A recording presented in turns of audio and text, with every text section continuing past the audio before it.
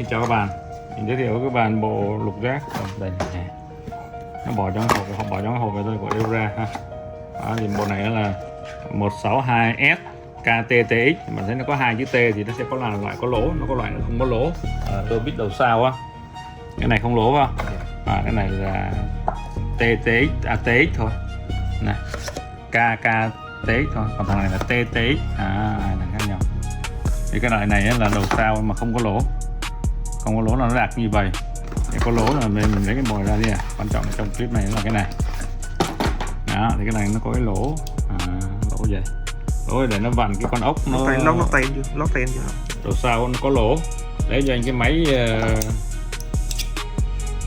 máy khoan đấy đó, nó có lỗ này ha, đầu sao có lỗ thì nó sẽ có rất là nhiều kích thước ở trên đây, người ta ghi ở đây nè.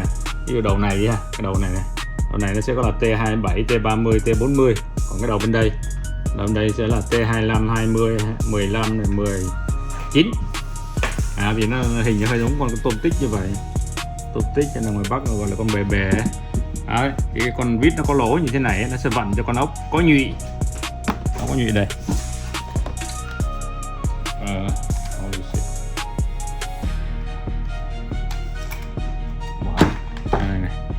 Mình lấy ra tí nữa đi cho nó dễ. Đấy. Đây là con ốc có nhụy này, mình thấy nó có cái nhú đây là chính giữa ha.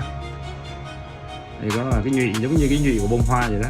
Thì cái đầu này nó sẽ vặn cho cái đó đó. Thì cái lỗ này nó sẽ vào đúng cái chỗ đó. Nhỏ to quá. Mình thấy nó có cái nhụy này. Để cho cái người phải có chuyên môn thì mới dùng được, chứ còn mới tháo lắp được, chứ không có thì ai cũng tháo lắp được, thì là tèo cục viên nghe. Mình làm ăn nó cứ bụng về thế nào nhỉ? Mình mới để vào đây được. Đó, thì cái loại như thế này là sẽ không để được này. Đây ha.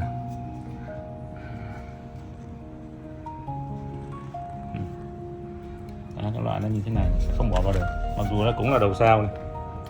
Vì nó sẽ vướng cái nhụy nên là mình không có đưa xuống dưới được ha. Nó phải có cái lỗ ở đây. Đó, thì mình mới vặn được ha. Đó là sự khác biệt gì thôi.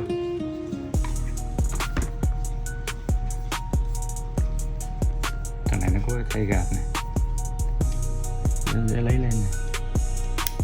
Đấy. Nhưng mà cái này mình review rồi mà đúng không? Ok.